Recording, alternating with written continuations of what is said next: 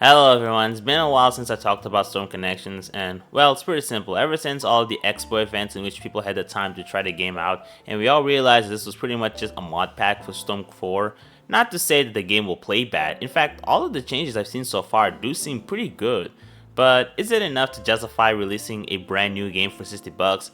I would argue no, but then again, I'm not much of a fan of DLC slash season passes, so it's not like I would have been that much happier if this was released as just an expansion pack. Really, I just wanted an actual new game, but I digress. Now, prior to all of this, I was actually one of the few people who was hyping up and defending the game, but with the release date now set and we have further information on what we can expect, I don't think I can root for this game anymore to succeed. Now, let's start with the obvious. This really isn't that distinguishable from Storm 4. You see, the Storm series in general is kind of cursed with this everlasting stigma of being an arena fighter, a subgenre of fighting games that, especially amongst the FGC, is not well respected, and even amongst other gamers. Like, there's always this perception that all arena fighters are just lazy clones of each other. Now, I'm not one of those people. Even with all of the underwhelming arena fighters that we've seen in the past few years, I don't think they all play the same. They all have very distinct traits that either negatively or positively give their own uniqueness. But as for Storm Connections, it really doesn't help erase the stigma because, unlike other examples, this actually is a clone. It's a clone of Storm 4, one of the most popular and recognized arena fighters out there, that was released 7 years ago. Even if we point out all of the minor changes that make it play differently from Storm 4, the fact of the matter is a lot of the changes that we've seen so far are on par with what we expect from balance changes over the course of a game's lifespan. Dragon Ball FighterZ of 2023 is not the same as the one that came out in 2018. There have actually been a lot of mechanical tweaks that have radically changed the meta, except this game didn't charge another 60 bucks for a brand new game in order to implement those changes. And I'm sorry, but even if you're a big fan of the Storm series like I am, you still gotta call them out for this. We are living in a world where popular series such as Call of Duty and other sports games are routinely criticized for not innovating enough with their new releases. Recently, we've got Overwatch 2 that is pretty much just Overwatch 1 with balanced updates and arguably less content, which is actually one of the reasons for why I'm predicting that this game might not end up selling as much as Bandai expected. Even though I've seen some people that seem to be assuming that this game will just sell well solely based on the fact that it's a Naruto Storm game, me personally, I wouldn't bet too hard on this. The market is already getting tired of gaming companies not putting the bare minimum effort to provide genuinely new content with their new releases. And if Storm Connection comes out now, I feel like it'll just be a repeat of what we've been seeing with other critically panned games. Except I don't think Storm Connections is gonna have enough ground to really survive in the market solely based on its brand. It's an arena fighter, so it's already at a disadvantage optics wise. The fact that it's based off of Naruto could be considered a selling point, and you may also point out past Storm games as proof that this series is a money printer, but I also think it's worth noting that there is a difference between the landscape we were back then and now.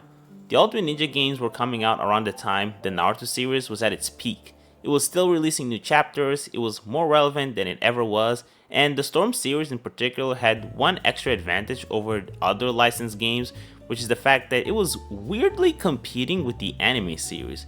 What I mean by that is, if you were watching the Naruto anime back then, catching up with new episodes wasn't always the smoothest experience imaginable. If you were mainly watching it through the dub, you likely didn't even have a way to keep up with the newer arcs simply because the dubbing team took longer to translate and release the episodes compared to the original Japanese dub.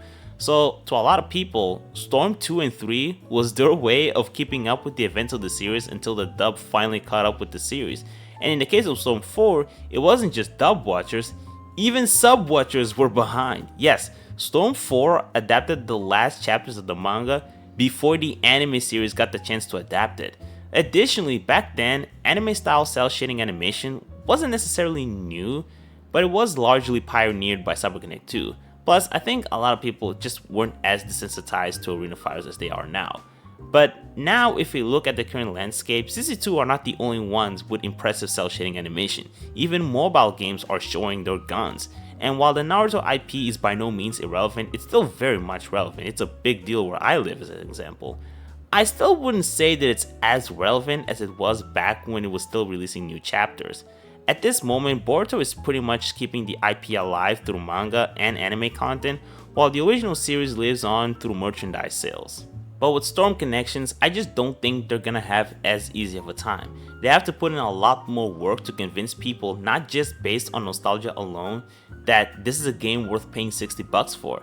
And I just think that so far, they failed tremendously. The marketing for this game has been pretty terrible. Like prior to the release date announcement, they were just releasing videos of old ultimates from existing characters in the other Storm games, further convincing people that this is just a glorified remaster of Storm 4. This game is just not going to survive in the public eye, especially when a group of modders created this mod called Road to Connections that essentially just adds a lot of the same changes the Storm Connections has introduced into the game, which really does not convince people that it's a game worth buying when modders can implement the exact same mechanical changes into the game that they already own. At this point, they have to rely on the new characters and story mode in order to convince people to buy the game. Now in the case of the story mode, that could be a viable sell, but the characters, I guarantee you that people will find ways to port those characters into Storm 4. I will bet my left nut that within the first month, modders will quickly import a lot of the new characters, skins, and stages into Storm 4. And sure, a lot of this is exclusive to PC, so for console gamers, they won't have this benefit, so it might be more valuable for them to buy the new game in order to gain access to the new features, but I certainly don't think it's gonna help the reputation of the game once people start to realize that it's not that hard to replicate the Storm Connections experience in Storm 4. And the final thing that I'm 100% sure will muddy this game is the online mode. Now, I'm personally not that big into online period, so this isn't necessarily something that's gonna affect me. But you see, so far, the impression that I've been getting from this game is that Bandai and CC2 want this game to be more live service oriented compared to the other ones. They want to keep supporting it, providing new content in the form of DLC, balance changes, maybe even new events in the online modes. Now the thing is, I really don't think this game is gonna survive through the online features alone. First of all, as silly as this might be, there's a real chance that this game might not even come out with all of the online features available. And I'm not just basing this off of the fact that it's not implementing spectator mode, as always. I'm also making this prediction because even other AAA developers release live service games with incomplete features. This is a trend that has been going on for quite a while, and believe it or not, this type of release now, completed later attitude can kill games. I mean, just look at Halo Infinite right now.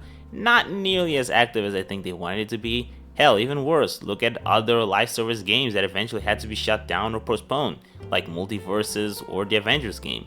I honest to God can envision a similar thing happening to Storm Connections. Now, do I think they're gonna shut down their servers after they realize that the game doesn't have that many active players? Probably not.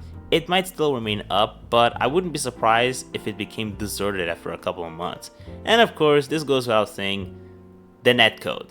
I've heard rumors that it's gonna have the same network infrastructure as Demon Slayer, which admittedly is better than the one they had in Storm 4, but if Demon Slayer and JoJo is any indication of what we can expect, then we're in for a disaster. Expect lots of desyncs and input delays that I doubt are gonna be looked at favorably in the public eye. So the ultimate point that I'm trying to make here is that if things continue to head in the direction that I'm seeing right now, this game, while it might sell okay simply due to the fact that it is a Naruto game, as far as what Bandai was likely expecting from the game, I think it's probably going to be a colossal fail. And this isn't me speaking from the perspective of someone who wants the game to fail, or at least I initially didn't want it to fail. I've been defending Storm Connections pretty much ever since it was leaked. I had genuinely high hopes that this would turn out to be a refreshing take on the Storm series, but with what we're seeing right now, I just can't imagine things turning out well. And you know what, if this game does sell well, I think I'm gonna be upset because it essentially proves to Bandai Namco that even if your game project goes through messy production to the point where they need to start from scratch and take the EA Sports approach of just taking the previous game and implementing the bare minimum of changes, their games will still be successful. How is that a good message to send to these publishers that just want your money? This is honestly so disheartening to watch, unlike with Storm 4 where the Ultimate Ninja series ended with a bang, both commercially and critically. This one, I really think it's just staining the image of the series more so than rejuvenating it. I guess this is my hot take. If you're interested in this game, don't buy it day one. Don't pre-order it, avoid making the same mistake I've already done.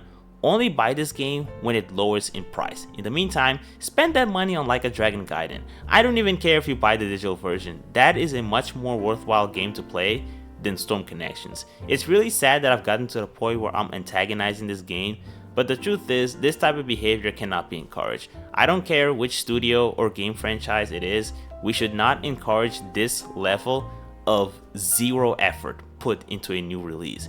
Even if it means that I'm rooting for this game to fail, I will fight for my principles. $60 is a lot of money, and I think we as consumers haven't been respected for a long time. So it's time for us to revolt. Anyway, take care.